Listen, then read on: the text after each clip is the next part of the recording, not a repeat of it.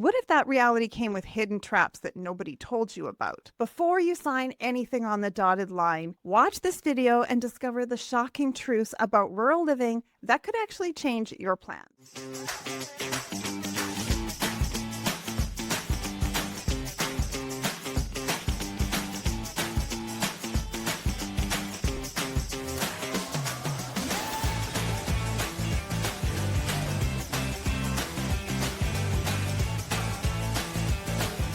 Hey, welcome back to the channel. This is the space where you can learn everything about eating, working, playing, and living a good life in London, Ontario. My name is Dania. I am your host. I'm also a local real estate agent here in the area, and we talk about it all. Make sure that you subscribe to the channel, hit the bell so that you'll be notified when new videos drop. If you find this information helpful, please hit that like button. It really does help YouTube to know that the content in this channel is helpful to other people looking for the same information. I know what rural living is truly like because I grew up on a rural property. I spent my teenage years completely off-grid, without a telephone, plumbing, or running water before septic tanks were dug and water sources were secured. It was challenging and eye-opening, and it taught me firsthand what it takes to live and thrive in the countryside. Even to this day, my parents still live on the mountain, embracing the simplicity and self-reliance of rural life. However, they have indoor plumbing,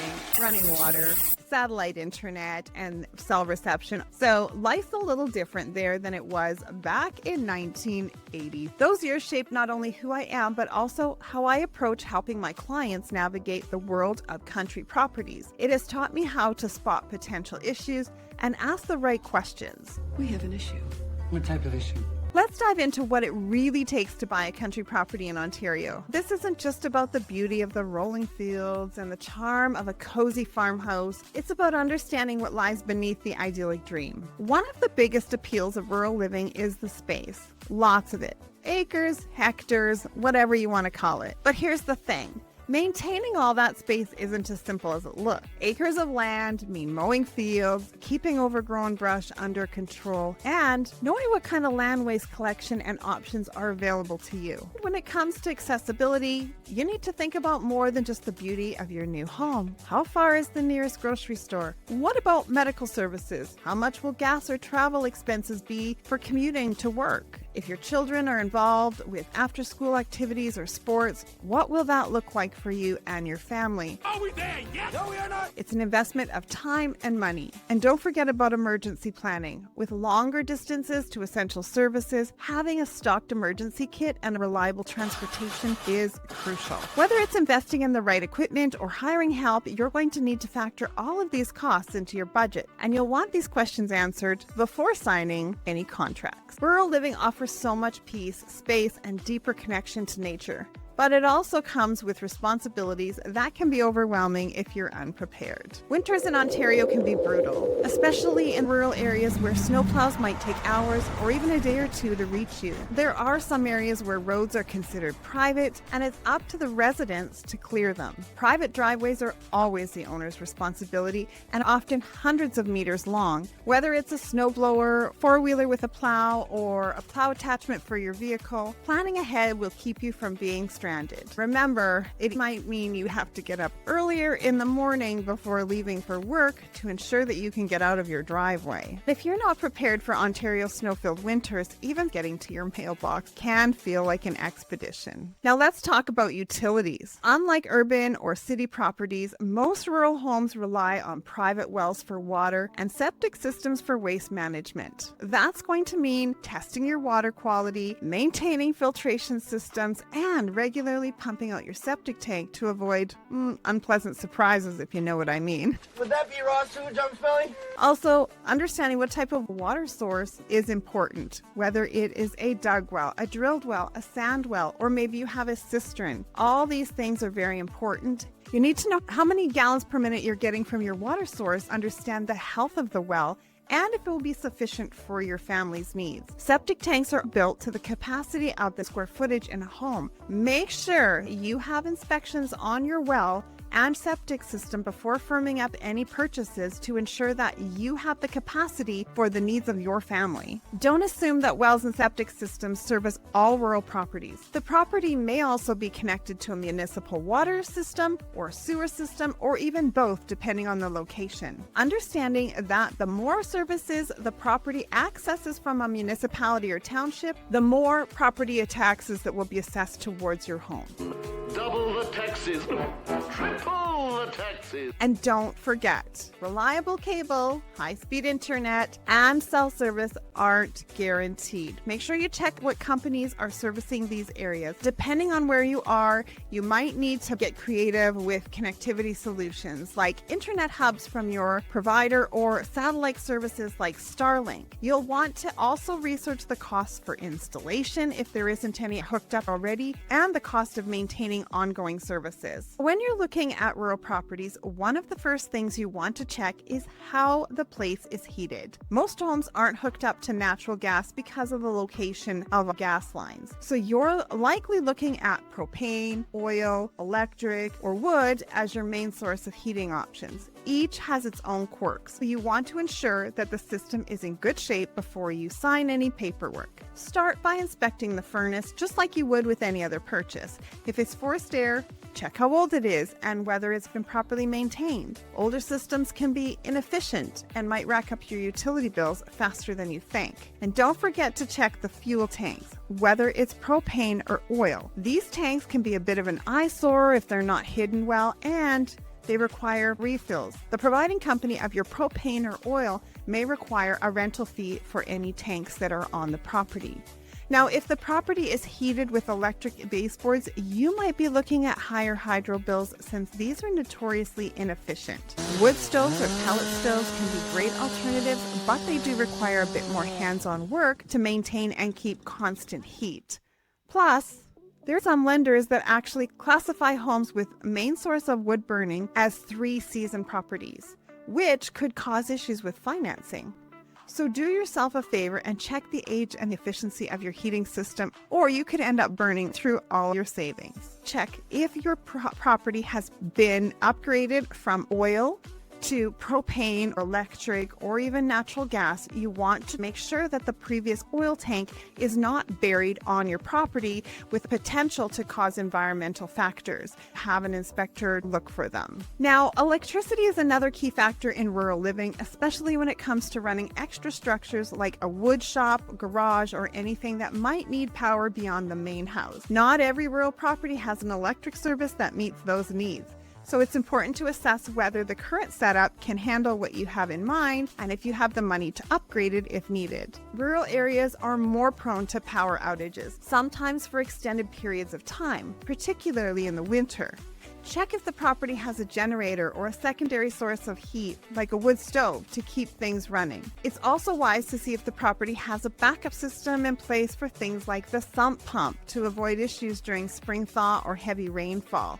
One of my clients had a sump pump that failed and it flooded their basement. They had to reinstall a new sump pump and actually installed it with a backup battery so that in case that happened again, they wouldn't have a problem with the sump pump pumping out all of the additional water. If you're thinking of going off-grid, solar panels can be a great way to reduce reliance on the grid, and on off-grid properties, some are fully reliant on that. So you need to find out how much power those panels produce and whether it's going to cover your needs. Backup power and a solid electrical plan are essential in rural areas. Don't skip this step in your assessment. Zoning is one of the most overlooked aspects of buying a rural property, but it's critical. Not all rural land is zoned for agricultural or farming. It may be zoned as some form of residential, and that could impact what you can and can't do with the land, like building a barn, how tall you can make a structure, keeping livestock, or starting a business. It all comes down to the zoning laws. Don't assume that fences match the property lines.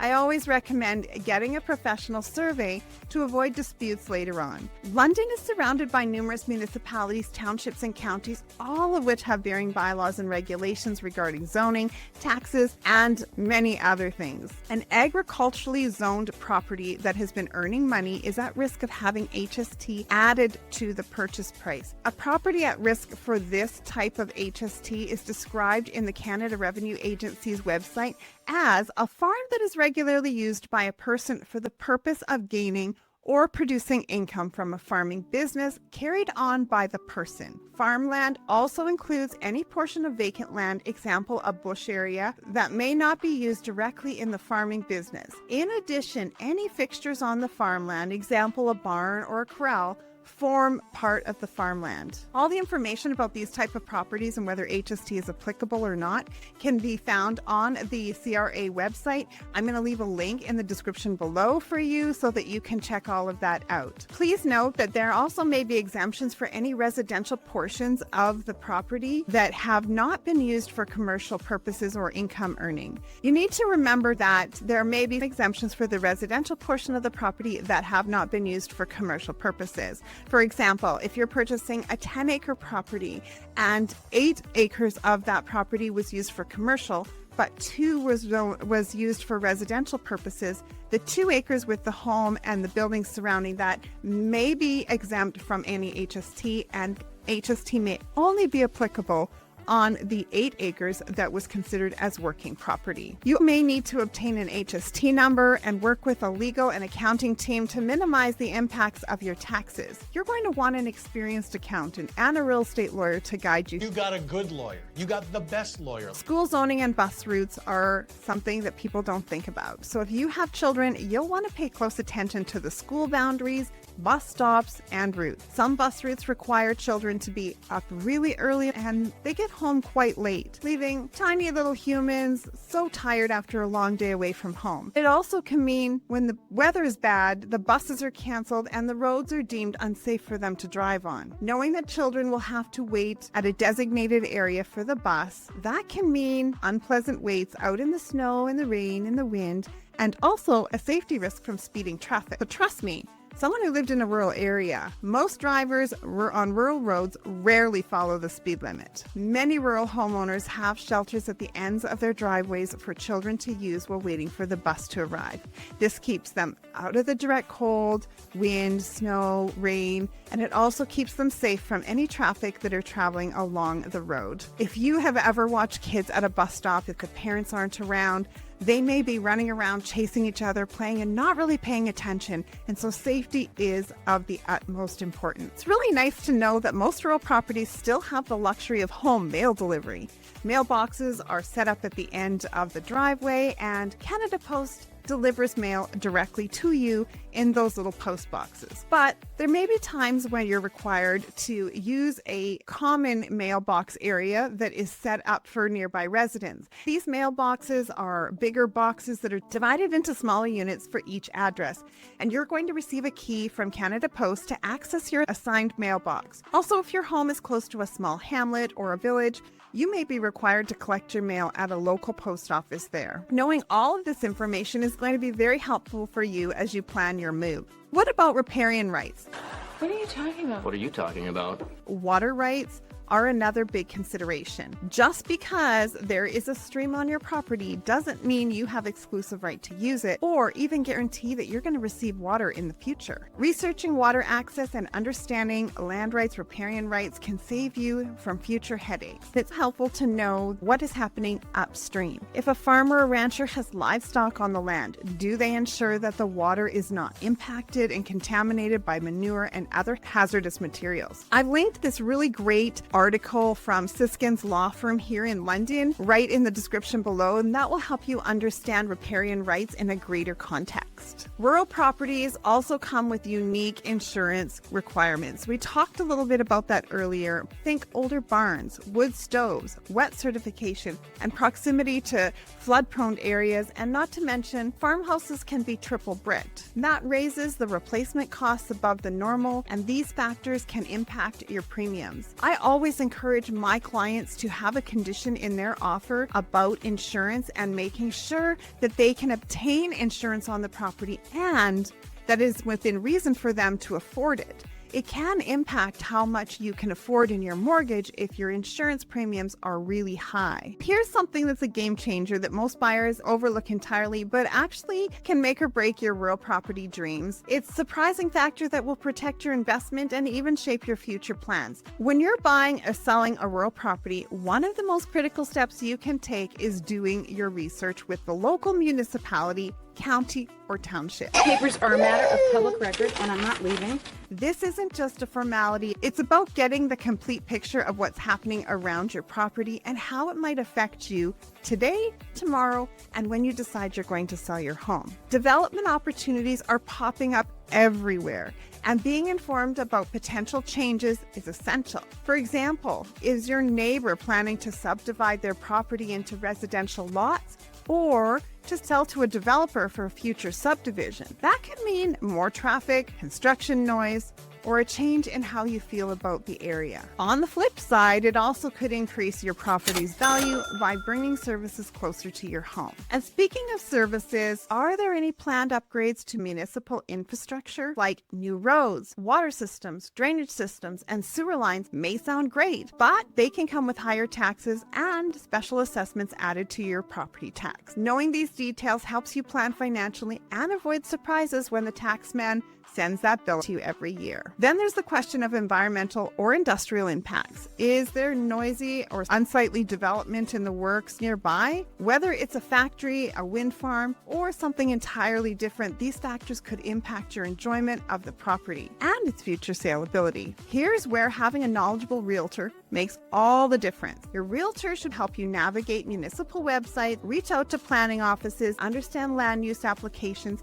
and point you to the right professionals to help you get a full picture. Any of these pieces can impact your property's purchase and how you see your property down the road. If your current agent isn't walking you through these details, it's time to ask some serious questions. And remember, not all changes are negative. Sometimes developments can increase the desirability of your property, like new amenities or services being introduced to the area. If you're selling, this information can help you position and market your property to buyers. If you're buying, knowing what's on the horizon will ensure that you make an informed investment. The bottom line, do your homework. Working with someone like myself who knows how essential it is for making the most of your rural property journey. Don't let surprises catch you off guard. Let's make sure that you're fully prepared in making these decisions. If a full rural living experience feels like it's too big of a leap for you, there's another place that offers the best of both worlds. Ingersoll, Ontario. It's close to London, it's quiet, it's a close-knit community, and it's where you can enjoy a slower pace without losing easy access to city conveniences. Curious about what life would look like there? I'm going to take you through that in this video queued up right here.